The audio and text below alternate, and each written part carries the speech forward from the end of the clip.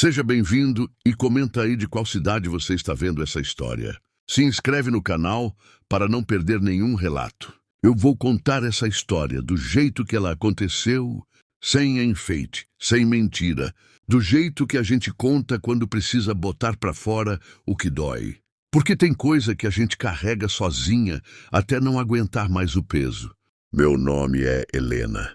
Helena Rosa dos Santos, viúva há 3 anos, 52 anos de idade, mãos calejadas, costas que doem quando a chuva vem chegando. Passei a vida trabalhando, primeiro na roça com meu pai, depois na casa dos outros, depois no mercadinho do seu Arnaldo, no centro de Santo Antônio das Pedras, cidade pequena, todo mundo se conhece, ou pelo menos todo mundo acha que conhece todo mundo. O Carlos, meu marido, morreu de infarto trabalhando no conserto da cerca do pasto. Caiu de uma hora para outra, como árvore que apodrece por dentro sem ninguém ver. Me deixou sem nada além da memória dele e das contas que ele fez e não pagou. Vendi o que tinha para acertar as dívidas. Fiquei morando num quartinho nos fundos da casa da dona Regina, pagando aluguel com o que ganhava no mercadinho. Não era muito, mas era meu. Era digno. Eu tinha meu lugar na comunidade. As pessoas me cumprimentavam na rua, me chamavam para a novena, pediam minha opinião sobre isso e aquilo.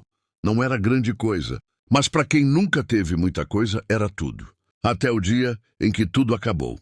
Foi numa quinta-feira de março.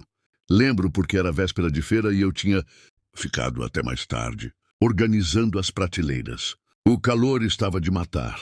Daqueles que deixa a camisa grudada nas costas e a boca seca, mesmo bebendo água direto. Tinha fechado o mercadinho e ia subindo a rua quando vi o movimento. Um grupo de gente parado na frente da igreja, a dona Clemência no meio falando alto, apontando. Quando me viram, ficaram em silêncio. Aquele silêncio pesado de quem sabe alguma coisa. Ele está esperando o momento de soltar. Helena, a voz da Clemência. Cortou o ar quente. Precisamos conversar com você. Meu coração apertou. Eu sabia que não ia ser nada bom.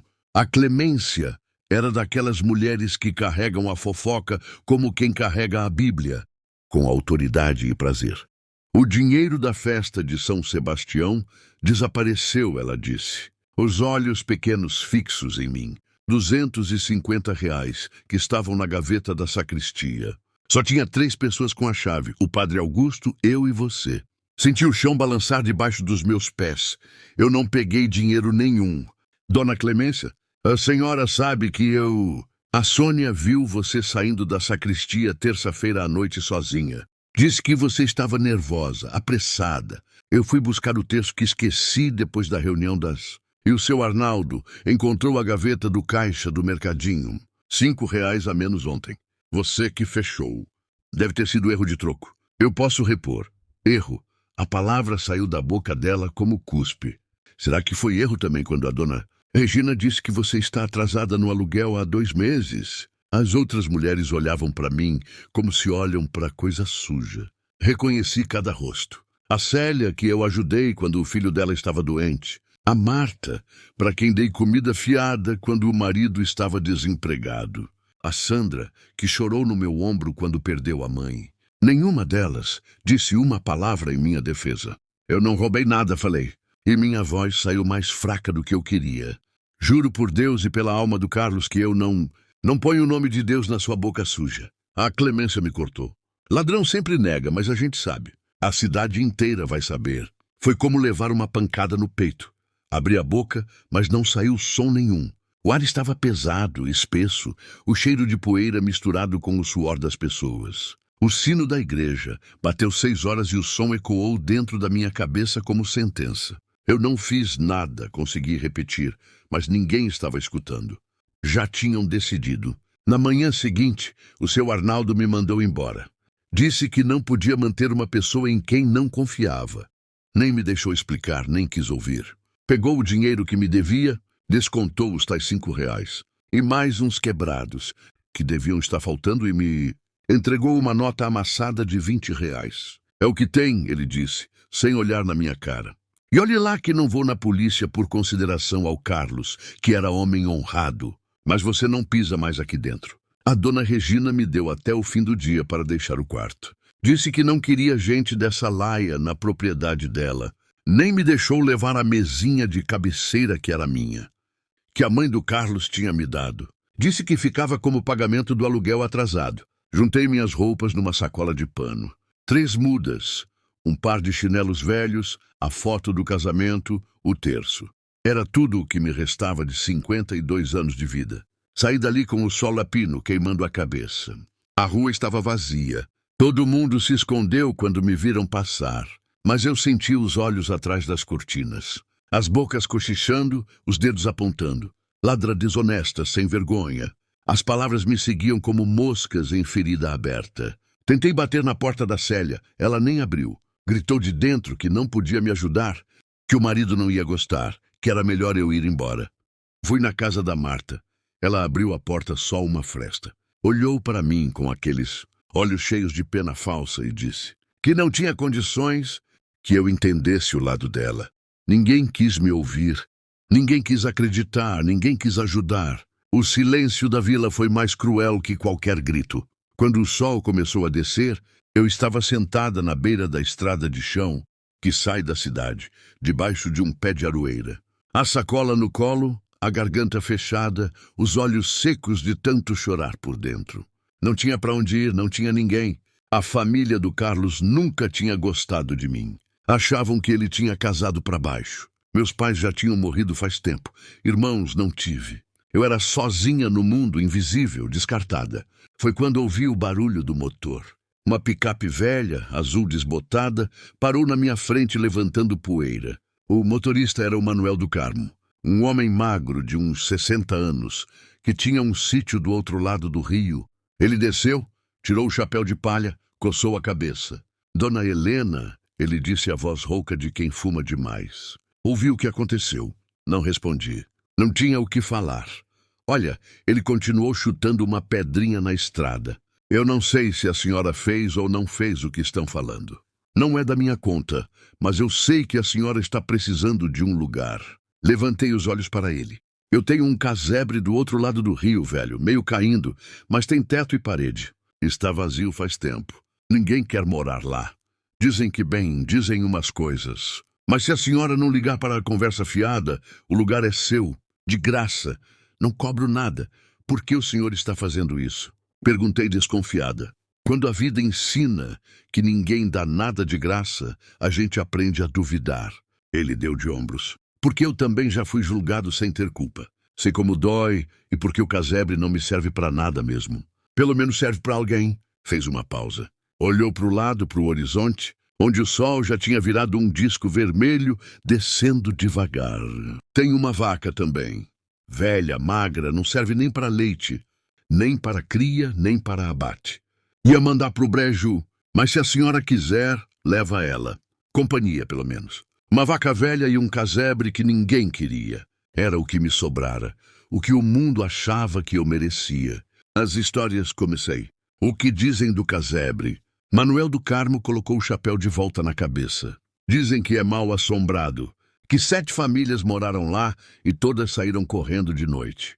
Que tem barulho, que tem sombra, que os bichos ficam doidos. Bobagem de gente medrosa, na minha opinião, mas por isso que ninguém fica. Olhei para a sacola no meu colo, para as minhas mãos gastas, para o céu que ficava roxo. Mal assombrado ou não, era melhor que a rua. Era melhor que a humilhação de implorar abrigo para quem tinha me virado as costas. Eu aceito, falei. E naquele momento, vendo o sorriso torto do Manuel do Carmo, sentindo o cheiro da terra seca, misturado com fumaça de fogão a lenha, vindo de alguma casa longe. Eu não sabia se tinha acabado de tomar a pior ou a melhor decisão da minha vida. Só sabia que não tinha mais para onde correr. A picape balançou pela estrada de chão, levantando nuvens vermelhas de poeira. Passamos pelo rio na ponte velha de madeira que gemia sob o peso. Do outro lado, o mundo parecia mais silencioso, mais esquecido. Menos gente, mais mato, mais solidão. O casebre apareceu depois de uns 20 minutos. Era uma casa pequena, de tábuas cinzas pelo tempo, com um telhado de zinco enferrujado, uma varanda na frente e 3 degraus de cimento quebrados. Do lado, um curral abandonado, a cerca toda torta, e lá dentro, parada no meio do capim alto, uma vaca magra como vara de pescar, pelagem marrom clara manchada de branco, as costelas marcadas, mas os olhos dela eram fundos. Cansados, mas ainda vivos, ainda atentos. Essa é a Morena, disse o Manuel do Carmo. Nome que a última família deu. Ficou. A vaca olhou para mim. Eu olhei para ela, duas rejeitadas, duas que ninguém quis. Tem lenha no fundo. O Manuel continuou já subindo de volta na picape. Um poço com água boa. Fogão a lenha funciona. O resto a senhora vai vendo. Qualquer coisa, meu sítio é a 3 quilômetros daqui, seguindo a estrada. Mas eu não venho muito por aqui, não. Esse lugar tem uma energia esquisita. Ele foi embora antes que eu pudesse perguntar o que ele quis dizer com aquilo. Fiquei ali parada sozinha enquanto a noite descia devagar. Como pano preto cobrindo o mundo, os grilos começaram seu canto. Algum bicho gritou longe no mato. O vento balançava o capim seco com um som de papel amassado. E o silêncio.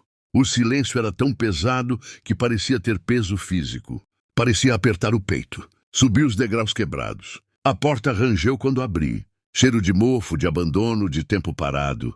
Uma sala pequena com uma mesa velha e 2 cadeiras. Um quarto com um colchão no chão. Uma cozinha com fogão a lenha e uma pia suja. Nada mais, era vazio, era triste, era meu.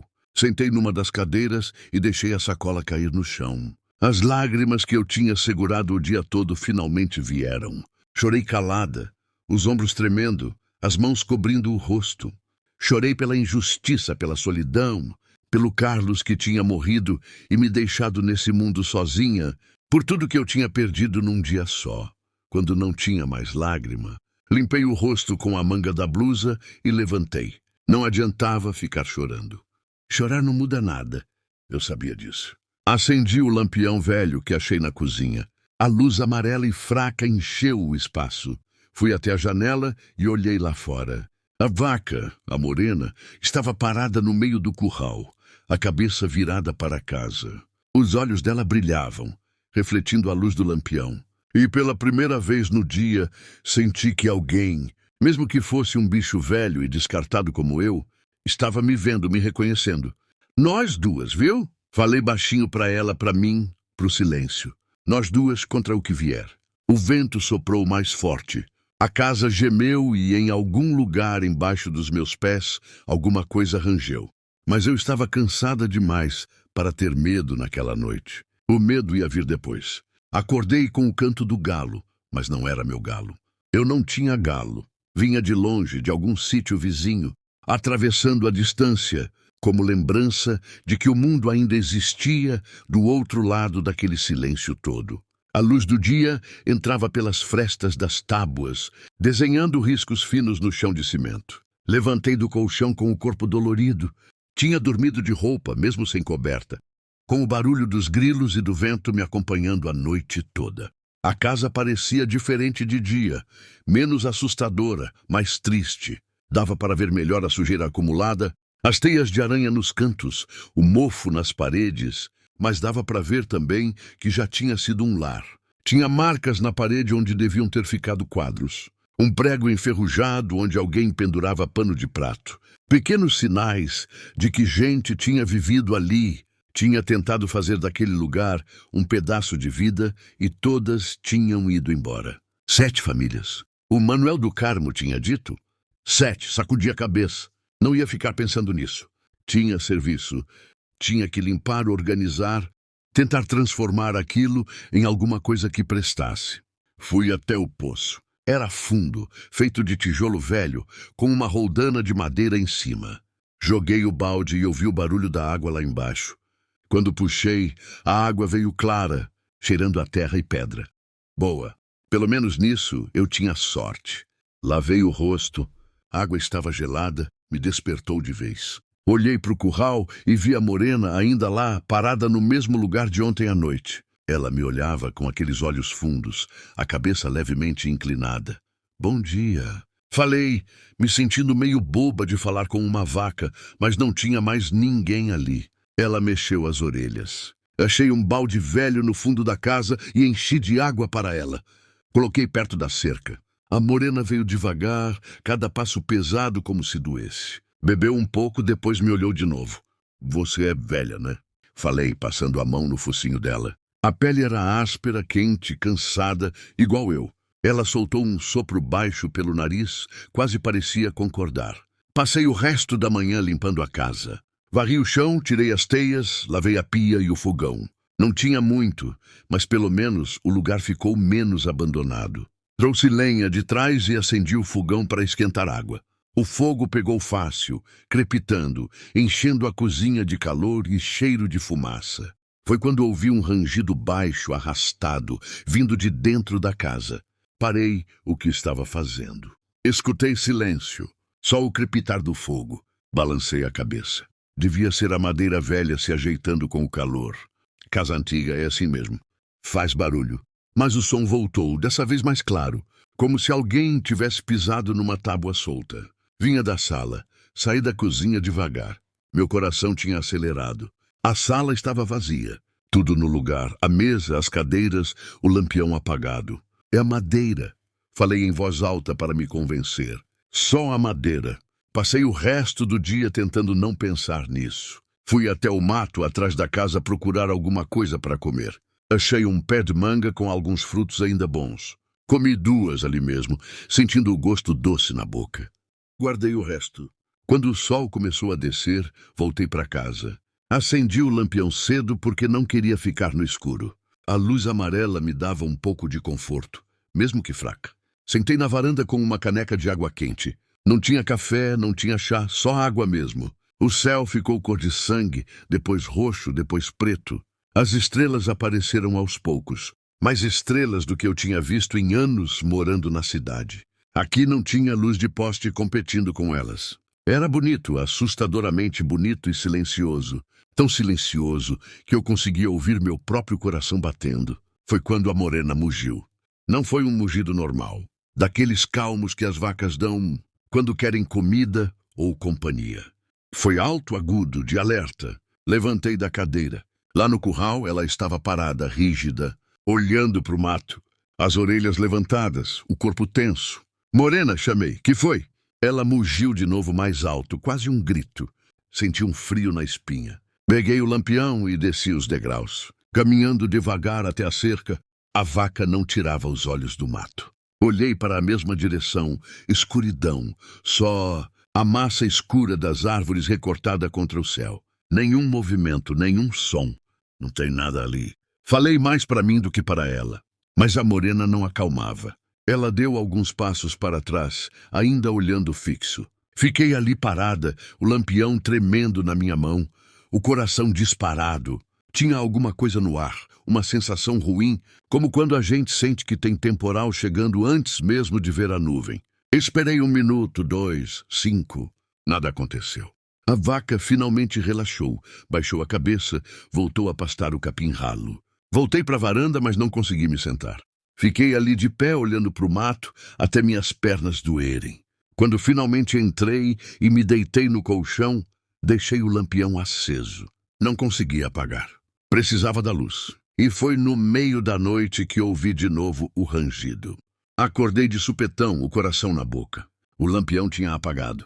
Devia ter acabado o querosene. A escuridão era total e o som continuava.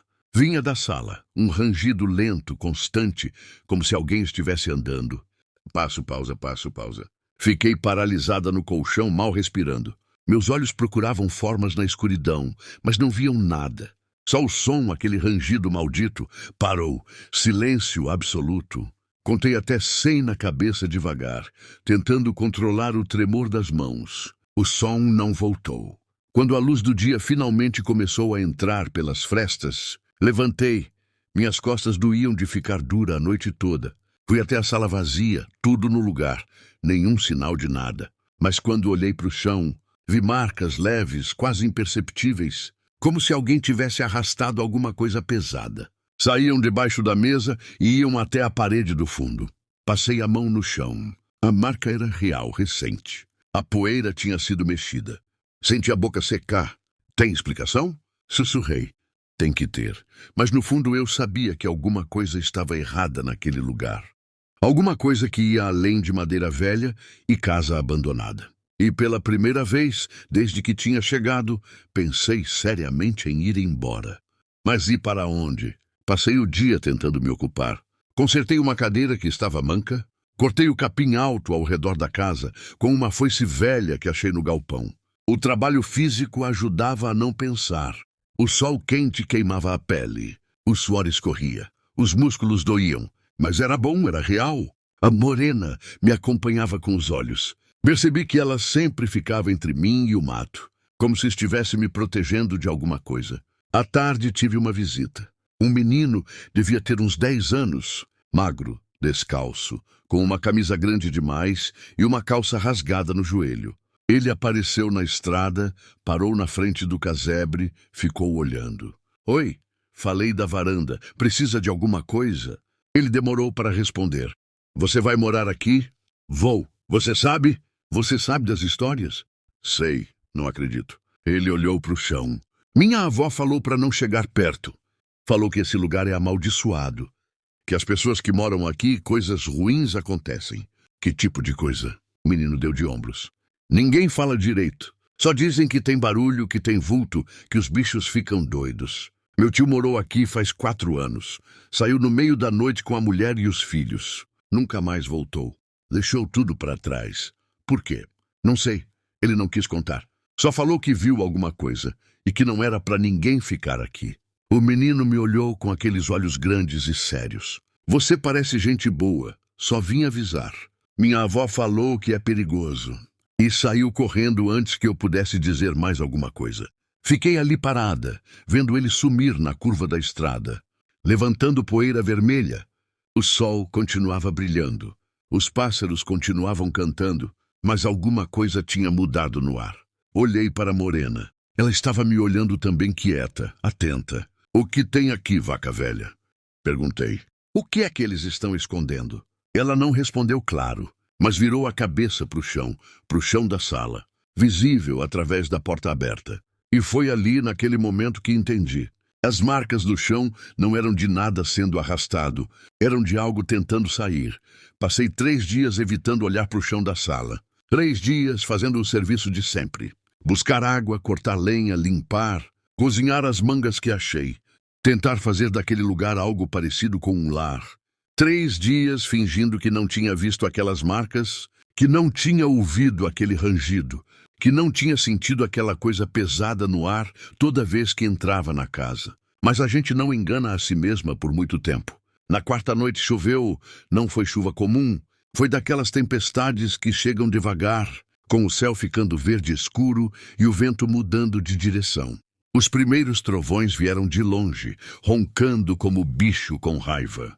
A morena ficou inquieta, andando de um lado para o outro no curral, as orelhas baixas. Quando os primeiros pingos caíram, eram grossos, pesados, batendo no telhado de zinco com barulho de pedra. Em 5 minutos virou dilúvio. Corri para fechar as janelas.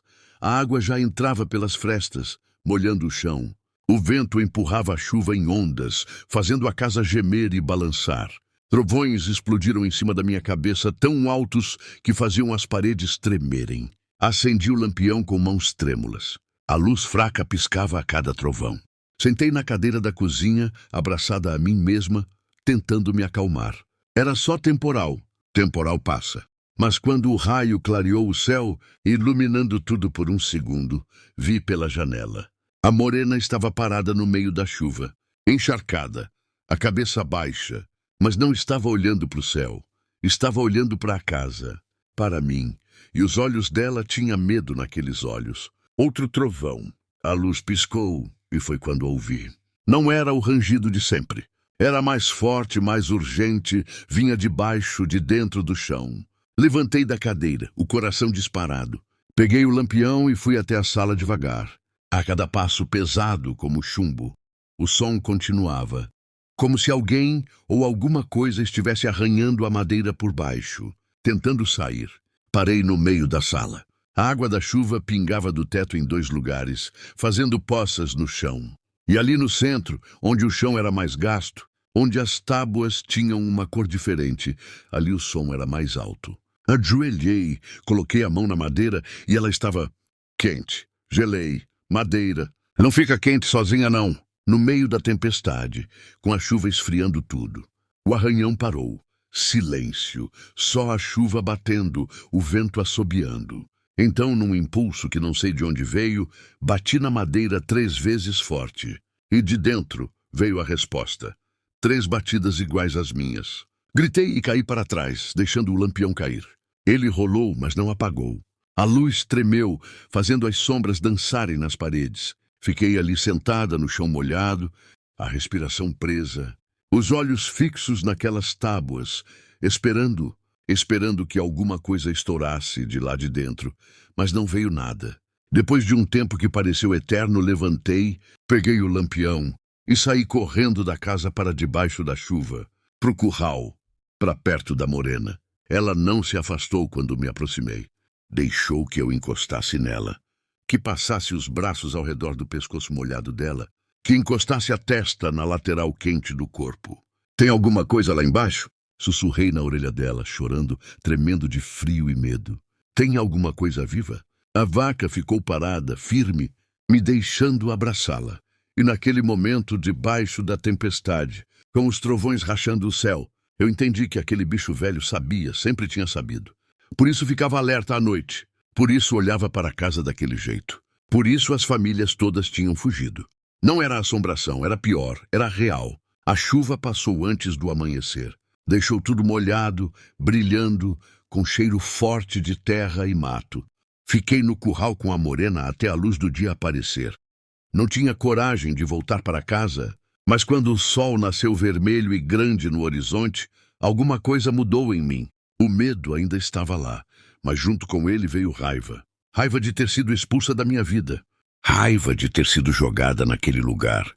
Raiva de ser tratada como lixo, como coisa que não presta, como peso que incomoda. E se tinha alguma coisa embaixo daquela casa, eu ia descobrir o quê? Porque talvez, só talvez, aquilo explicasse porque ninguém queria aquele lugar.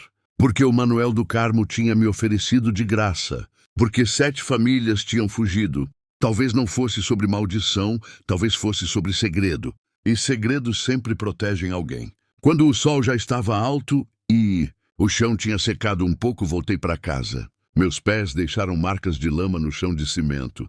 Fui direto para a sala. As tábuas ainda estavam lá, marcadas pela água da chuva que tinha entrado. Me ajoelhei e comecei a examinar. A madeira era velha, mas não podre. Tinha sido colocada com cuidado e tinha espaços, frestas pequenas entre algumas tábuas, como se alguém tivesse feito de propósito para deixar ar entrar ou sair. Passei os dedos pelas bordas. Uma das tábuas estava mais solta que as outras, forçada várias vezes pelos sinais de arranhão. Fui até o galpão e peguei a pá velha que tinha visto lá. Voltei, enfiei a ponta da pá na fresta e fiz a alavanca.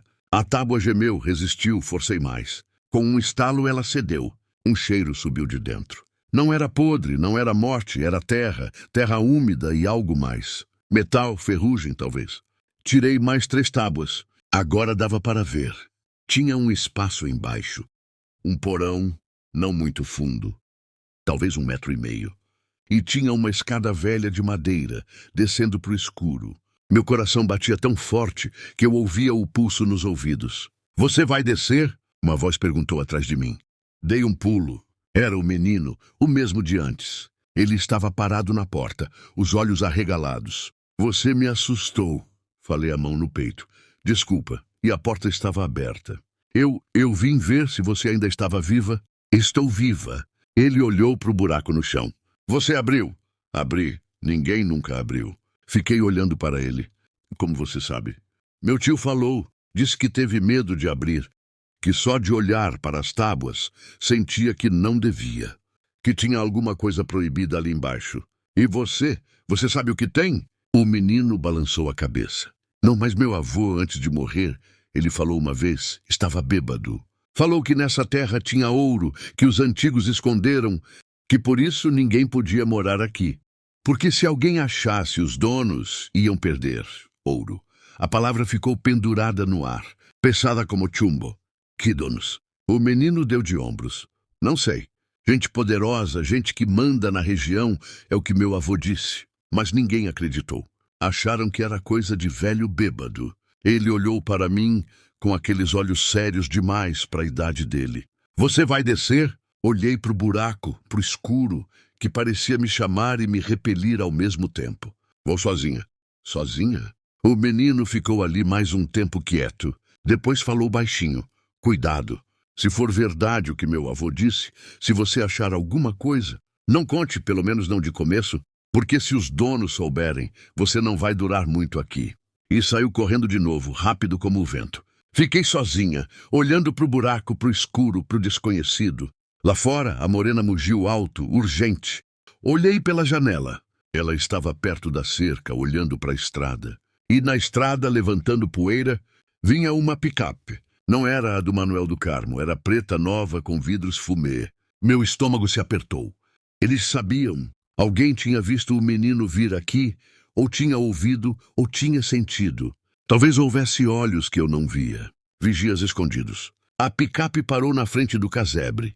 2 homens desceram, grandes de chapéu. Um deles tinha alguma coisa na cintura. Arma, talvez. Rapidamente joguei as tábuas de volta no lugar. Não deu tempo de pregar, só cobri. Empurrei a mesa por cima, disfarçando.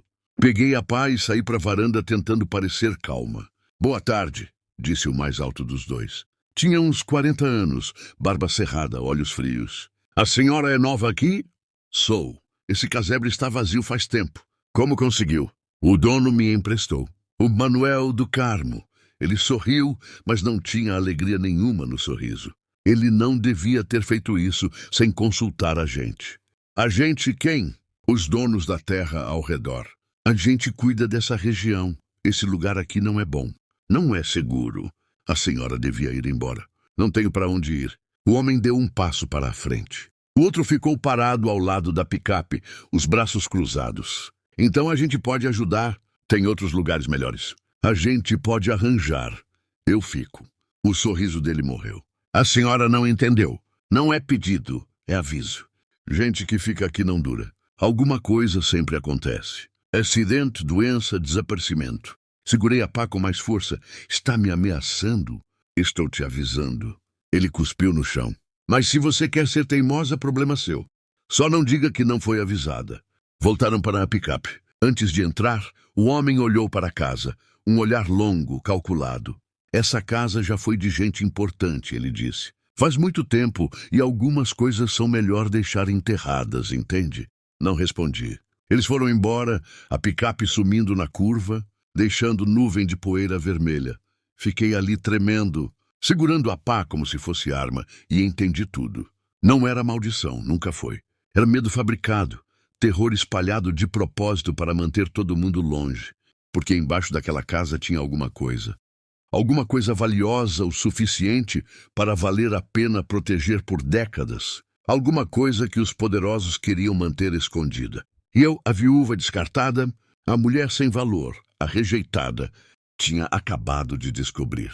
Olhei para a morena. Ela ainda estava perto da cerca, os olhos em mim.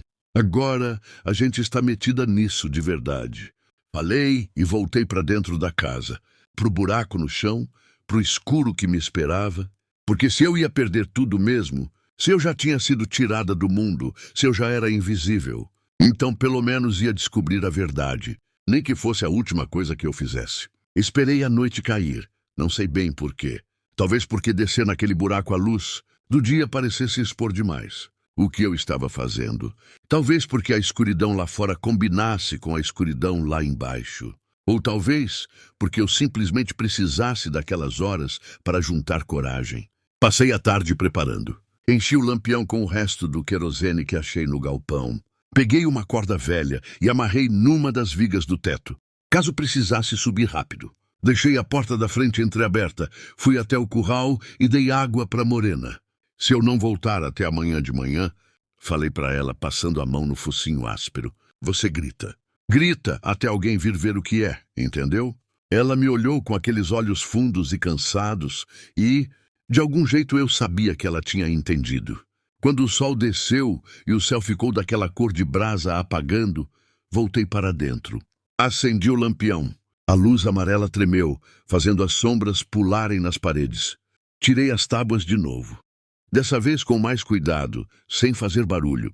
O buraco me olhava de volta, negro, profundo, chamando.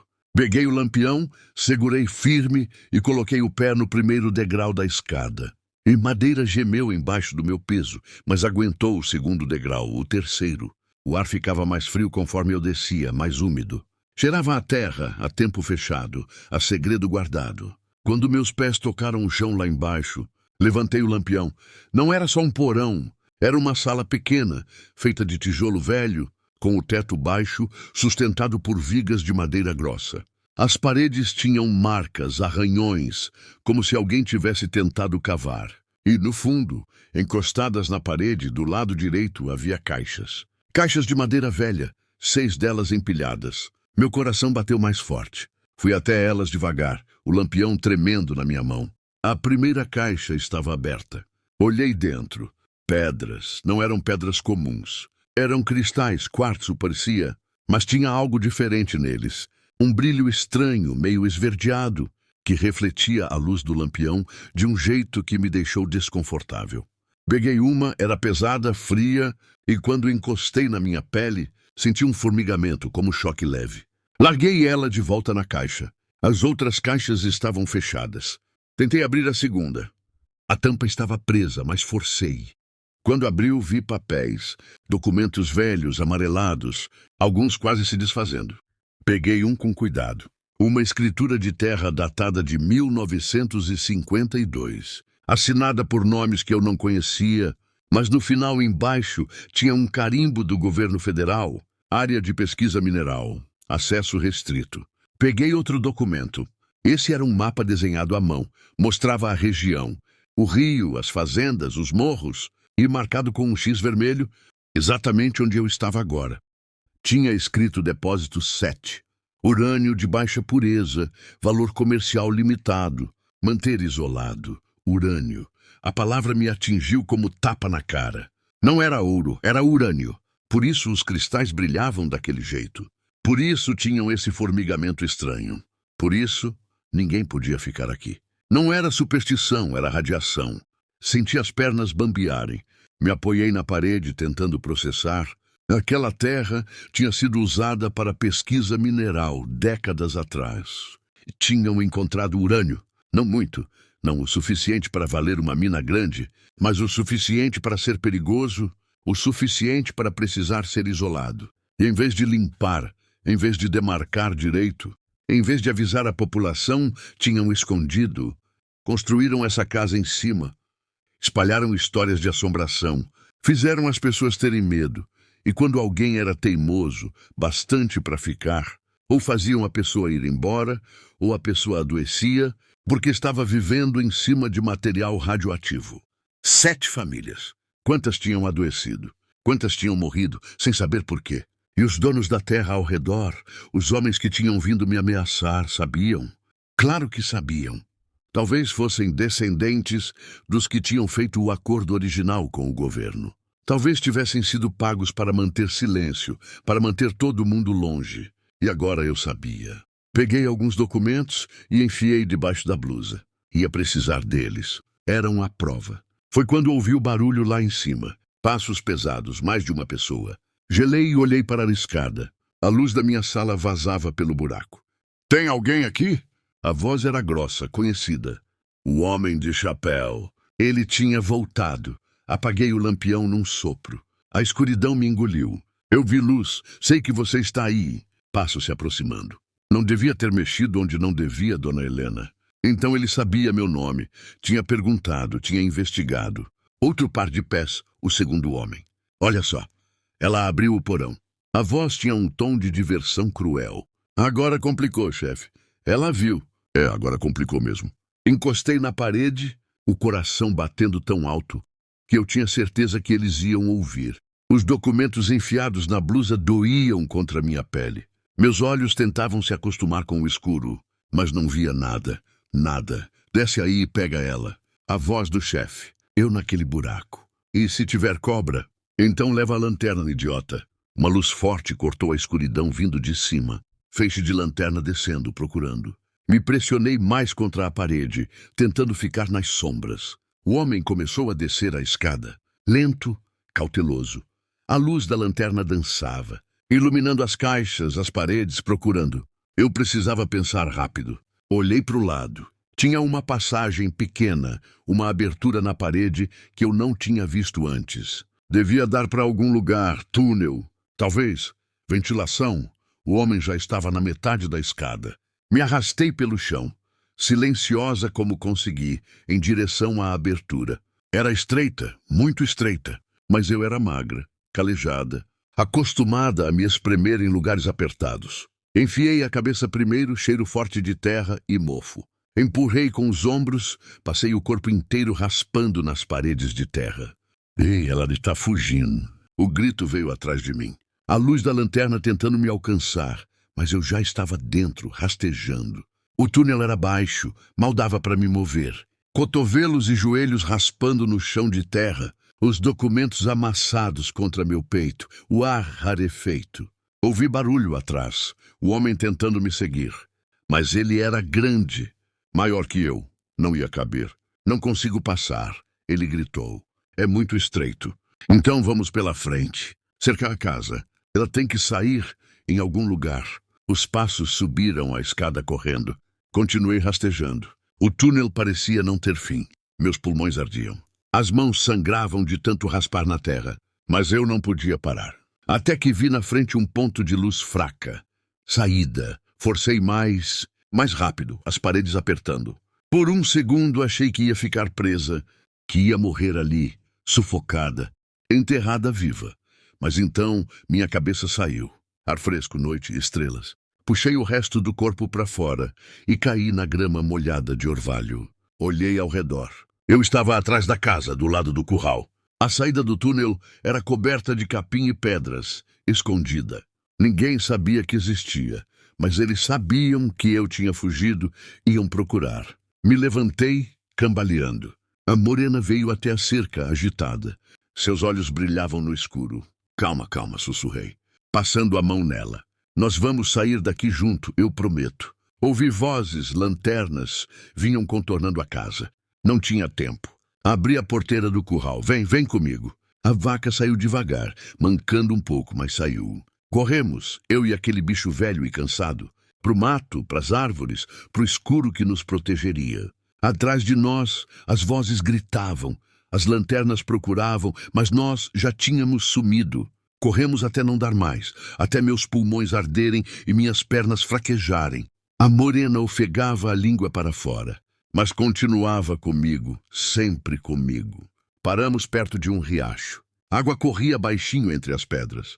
Me joguei no chão, bebendo direto da fonte. A vaca bebeu também. Quando consegui respirar de novo, tirei os documentos de dentro da blusa, amassados, sujos de terra e sangue das minhas mãos, mas ainda legíveis. A prova. Eu tinha a prova.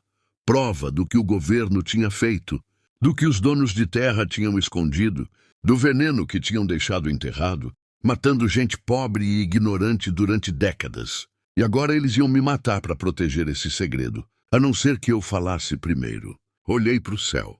As estrelas brilhavam, indiferentes ao drama humano lá embaixo. A lua era uma foice fina, não dava quase nenhuma luz. A gente precisa chegar na cidade. Falei para a morena, Santo Antônio das Pedras. Lá tem delegacia, tem jornal. Alguém vai ter que ouvir. A vaca me olhou, e de algum jeito naquele olhar eu vi concordância. 2 rejeitadas, 2 que ninguém quis, 2 que o mundo tinha jogado fora, mas ainda vivas, ainda lutando. Levantei as pernas tremendo de cansaço e medo e determinação. Vamos! E começamos a caminhar pela estrada de chão, sob o céu escuro, rumo ao único lugar onde talvez, só talvez alguém fosse acreditar na verdade. A noite no sertão é de um silêncio que pesa. Não é vazio, é cheio demais. Cheio de sons pequenos, que parecem grandes quando a gente está fugindo. O canto dos grilos, o farfalhar das folhas, o próprio barulho dos nossos passos na terra seca. Cada som podia ser eles vindo atrás. Caminhamos pela beira da estrada, sempre prontas para mergulhar no mato se aparecesse luz de farol. A morena mancava mais. Agora via que cada passo custava para ela, mas não reclamava. Bichos não reclamam, só aguentam até não aguentar mais. Igual gente pobre. Santo Antônio das Pedras ficava a uns 15 quilômetros do casebre, a pé com uma vaca velha e ferida. No escuro, sem água, sem comida. Ia demorar a noite toda, talvez mais, se é que a gente chegasse. Depois de 1 hora andando, parei para descansar. Sentei numa pedra na beira da estrada. A morena ficou de pé ao meu lado, a respiração pesada. Passei a mão no pescoço dela. Estava quente, suado, preocupante. Aguenta um pouco mais, sussurrei. Só mais um pouco. Tirei os documentos de dentro da blusa. Mesmo no escuro, conseguia sentir o peso deles na mão. O peso da verdade. Guardei de novo, bem preso contra o corpo. Foi quando ouvi, motor longe ainda, mas vindo na nossa direção, me levantei num pulo. Vem. Saímos da estrada e entramos no mato. Espinhos arranhavam minha pele, galhos batiam no rosto. A morena gemia baixinho, mas me seguia.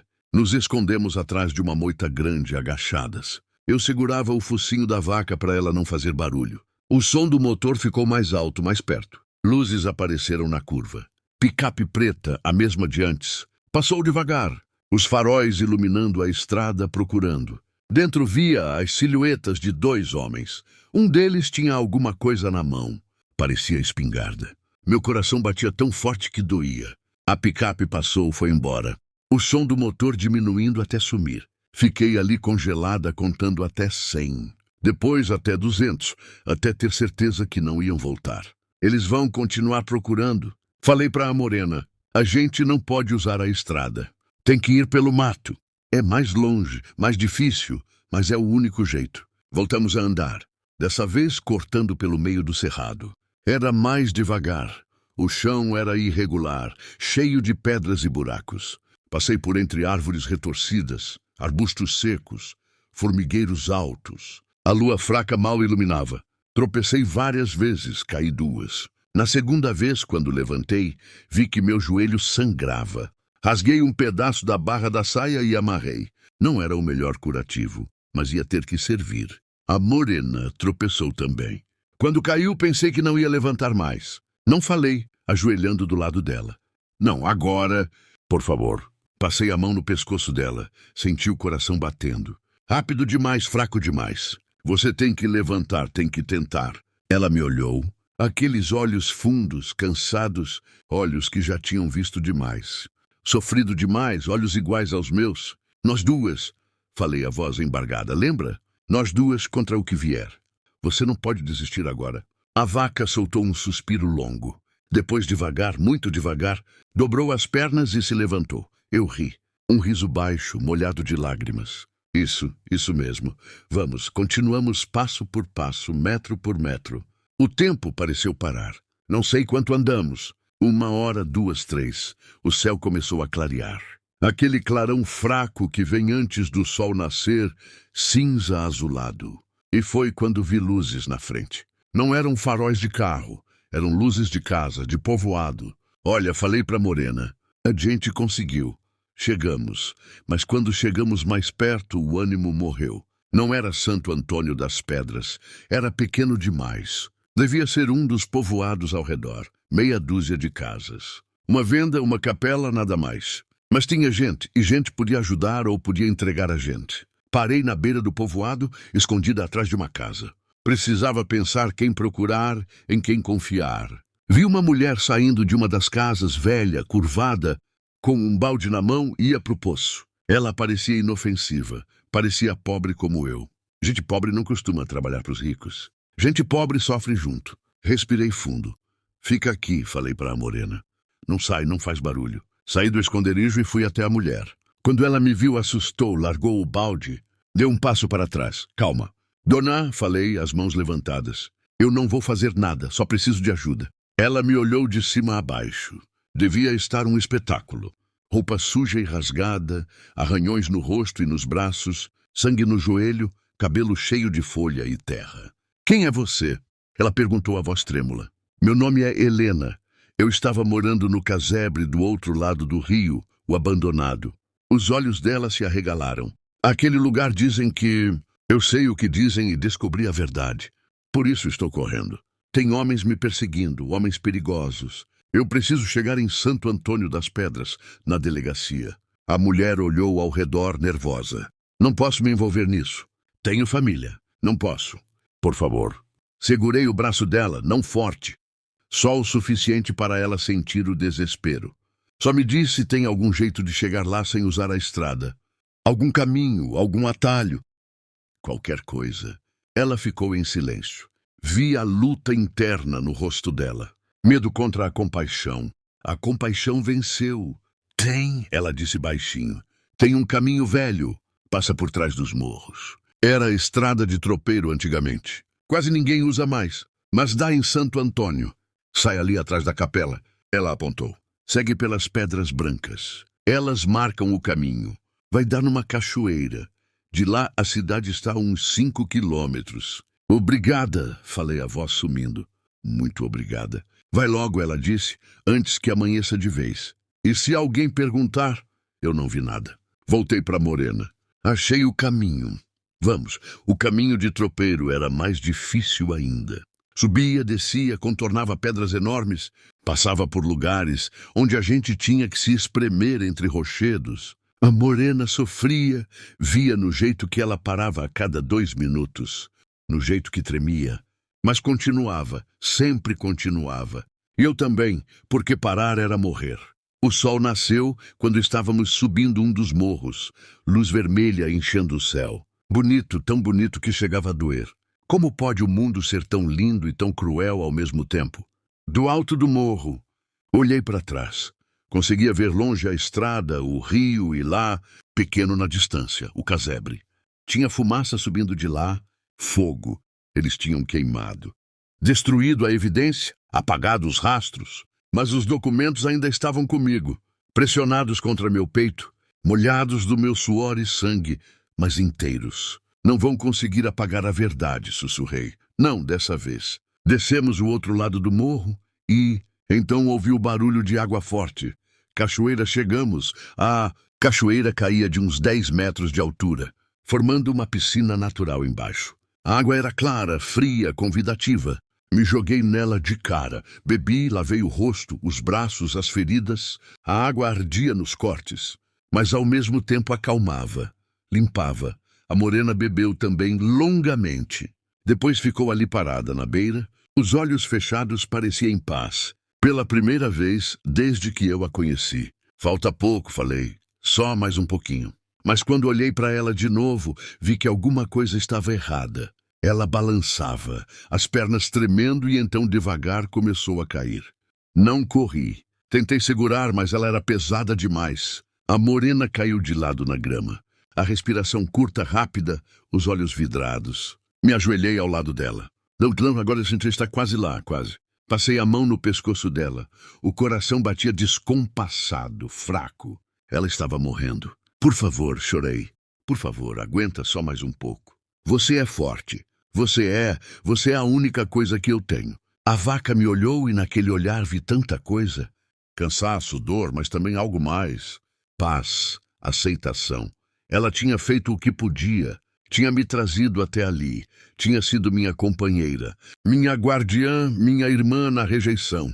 E agora estava na hora de descansar. Não, sussurrei, segurando a cabeça dela no meu colo. Não vai, não me deixa sozinha. Mas ela já estava indo, a respiração ficando mais lenta, mais espaçada. Fiquei ali segurando aquele bicho velho, chorando como não chorava desde que o Carlos morreu. Chorando por ela, por mim, por tudo que a vida tinha tirado da gente.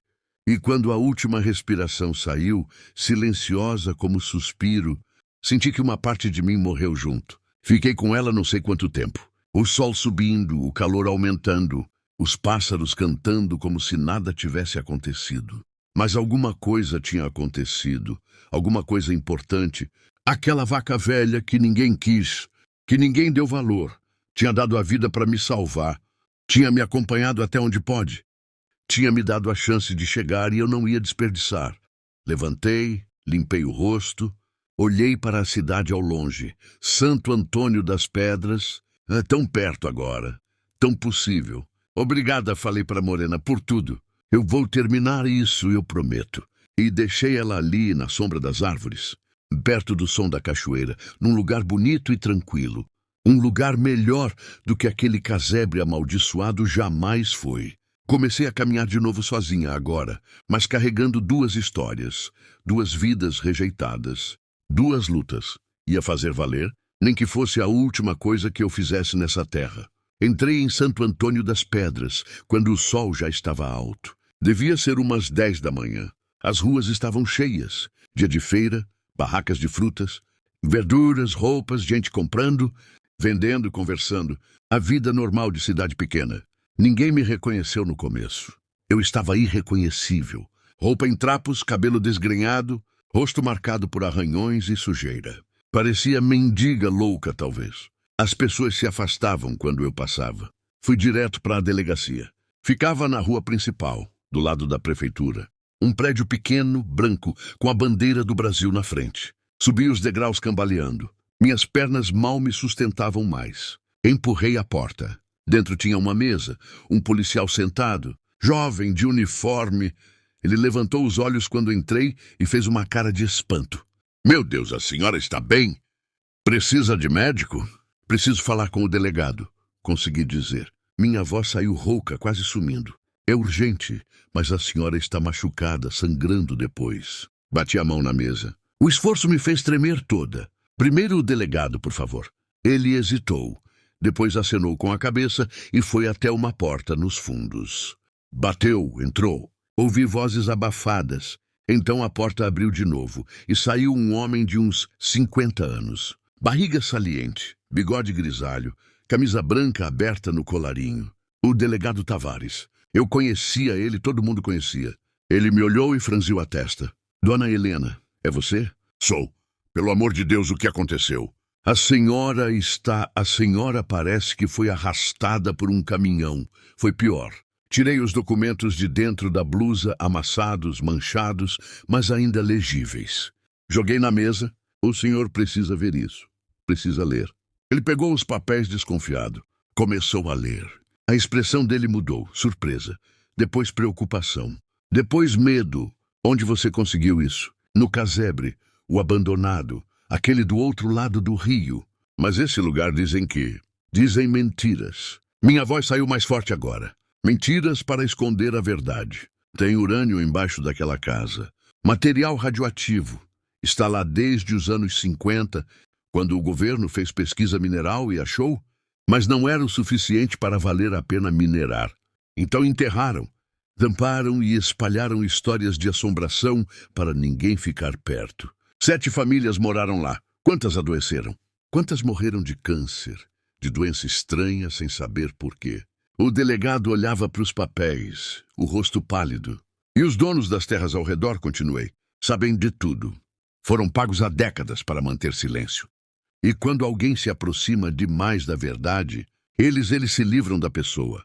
Me ameaçaram, queimaram o casebre. E eu tenho certeza que, se procurar, vai achar registro de gente que sumiu, que teve acidente, que morreu por causa disso. Dona Helena, essas são acusações muito sérias. Eu tenho as provas. Bati na mesa de novo. Estão aí na sua frente escrituras, mapas, documentos do governo. Tem até carimbo, pelo amor de Deus. Ele respirou fundo. Olhou para os papéis de novo, depois para mim. Se isso for verdade, se isso vazar, vai dar uma confusão tremenda. Vai envolver gente poderosa, políticos, fazendeiros, talvez até gente do governo federal. E daí? Minha voz tremeu, mas não de medo, de raiva. Daí que gente morreu.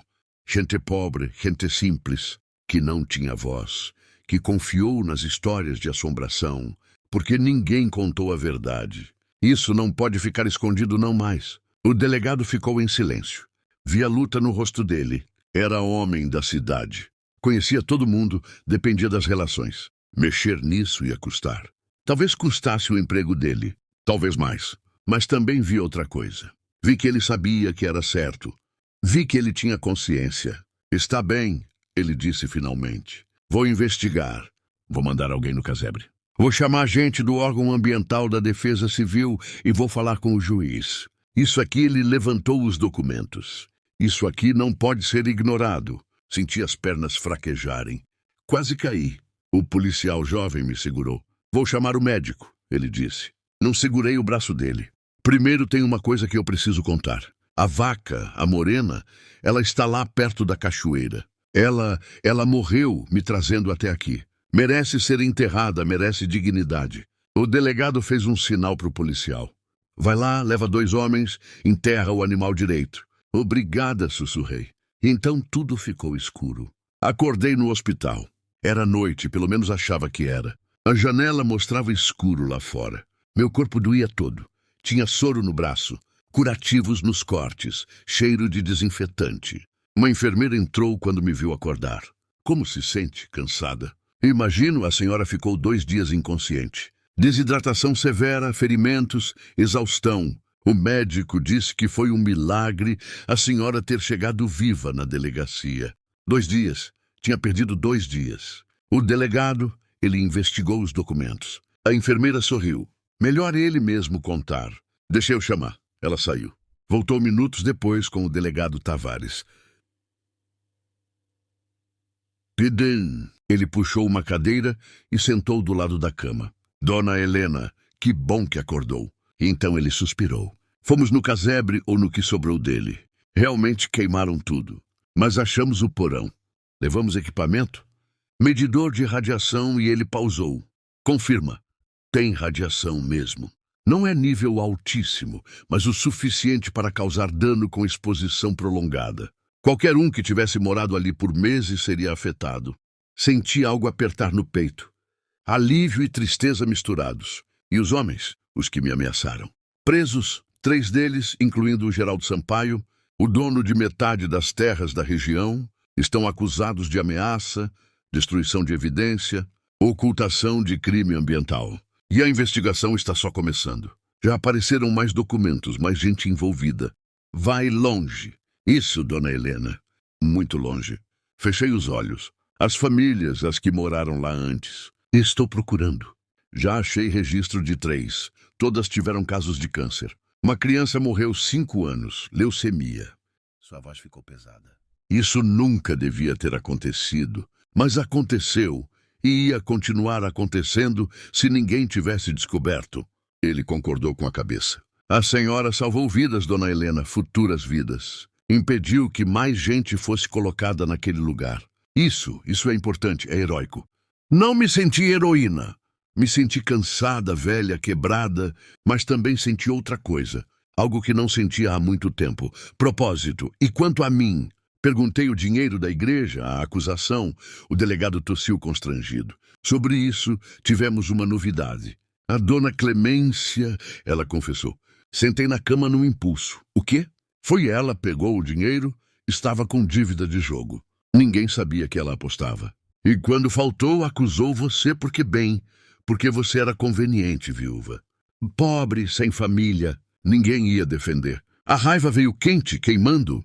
Essa mulher destruiu minha vida, me tirou tudo. Por causa dela, eu sei, e ela vai responder criminalmente e na frente da comunidade. O padre. Augusto já está organizando uma missa especial para pedir perdão a você publicamente. Não quero perdão deles. As palavras saíram duras. Quero que eles sintam vergonha. Que saibam que julgaram errado, que destruíram uma vida sem pensar 2 vezes. E vão saber. A cidade inteira já sabe.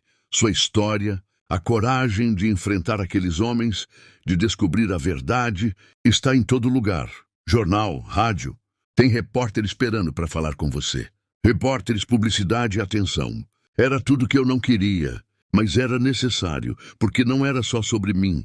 Era sobre todos os invisíveis, todos os descartados, todos que foram julgados sem chance de defesa. Tem mais uma coisa. O delegado disse, a voz mais suave. A vaca, já morena, enterramos ela num lugar bonito, perto da cachoeira. E eu mandei colocar uma pedra com o nome dela para marcar. As lágrimas vieram silenciosas, quentes. Obrigada. Ele apertou minha mão. Não, obrigado a você e a ela.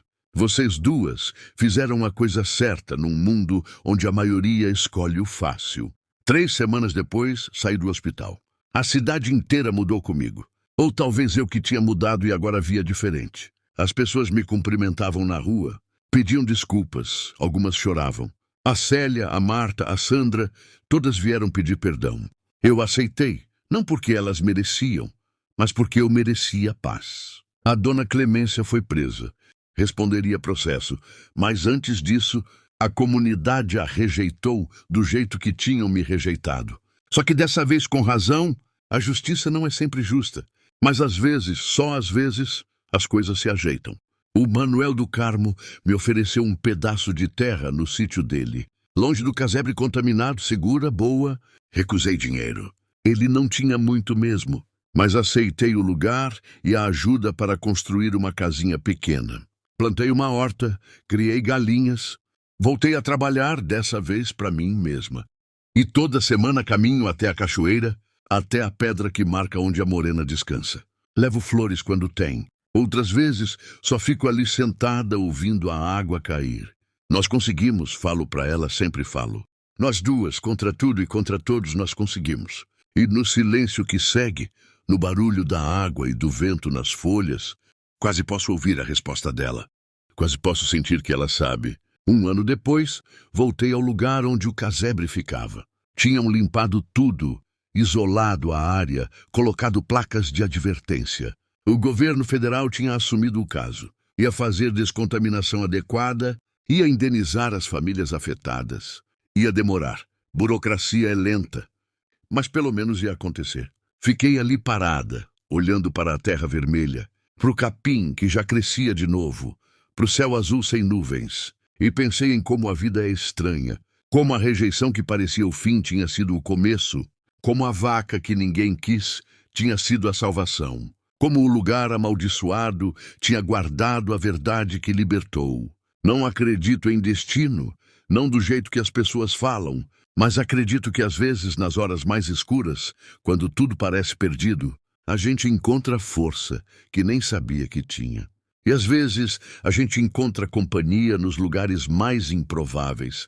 Numa vaca velha, num casebre abandonado, na solidão que ensina a gente a ficar de pé sozinha. Obrigada, morena, sussurrei pro vento, por me ensinar que mesmo quando o mundo rejeita a gente ainda tem valor, ainda tem luta, ainda tem história para contar. E virei as costas para aquele lugar, para aquele passado de dor e descoberta, e caminhei de volta para casa, minha casa, onde a vida simples, mas digna me esperava, onde eu finalmente pertencia. Não porque alguém tinha me dado permissão, mas porque eu tinha conquistado uma tábua de chão por vez, um passo de cada vez, uma verdade de cada vez. E às vezes, no silêncio da noite, quando os grilos cantam e o vento balança o capim, eu juro que ouço um mugido baixo, distante, reconfortante. E sei que onde quer que ela esteja, a morena está em paz, igual eu. Finalmente em paz.